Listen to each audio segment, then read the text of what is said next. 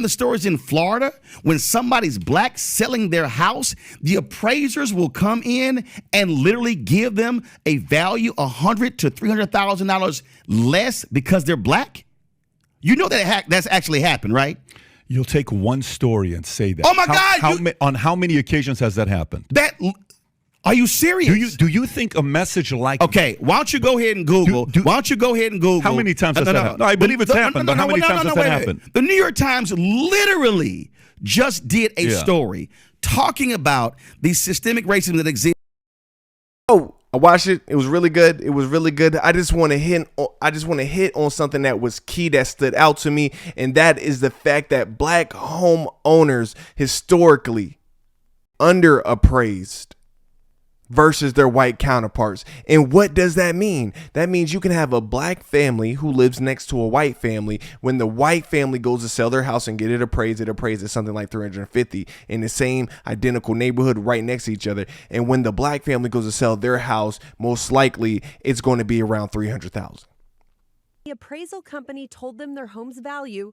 They were stunned. The number came back at $472,000. With that valuation, their refinance loan was denied. My jaw dropped. Right. I was like, this is racism. To test that theory, they had the home appraised again, but this time they made it seem like a white family lived there. Well, we had a white colleague meet the new appraiser at the door. We had to have a very careful conversation with our children. We would have to remove evidence of their presence in our home. And the appraisal came back at $750,000. That new valuation, nearly $300,000 more than the original appraisal. It's called whitewashing. It's a process where African Americans may get a higher value on their property when they remove themselves entirely from the selling process.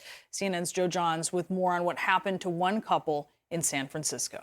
According to court documents, the Austins added a deck, a gas fireplace, and additional living space. They're surprised the appraiser wrote in her report that the house was only worth $995,000. So they decided to put their suspicions to a test. They requested yet another appraisal and got a female friend who was white to come to the house to meet the appraiser to make it look like this was her house. Different appraiser, also a white woman according to the Austins, who visited the house in February of 2020, came back with a valuation of more than $1,482,500, an appraisal 49% higher than the previous one. Both are married to white men, and I was like, okay, I need to borrow one of y'all husbands. When the third appraiser came, Duffy was gone. Her friend's husband posed as her brother. So I was a bit skeptical at first until we saw the results. The result?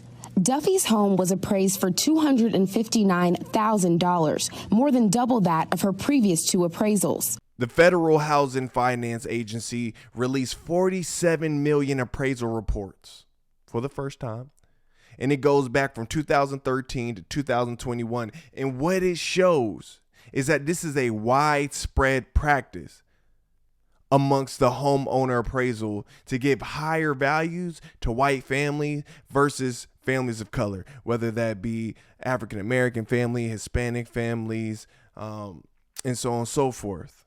2 PhDs, one from the University of Illinois, Chicago, and the other one from Washington University in St. Louis, put a report out, and it said that regardless if the neighborhoods are identical in socioeconomic status, if the neighborhoods are identical in the amenities, the parks, the grocery stores, the local services, banks, post office, that black and brown communities are still undervalued. And it says up to about 43% in cities like Austin, San Diego, and Miami.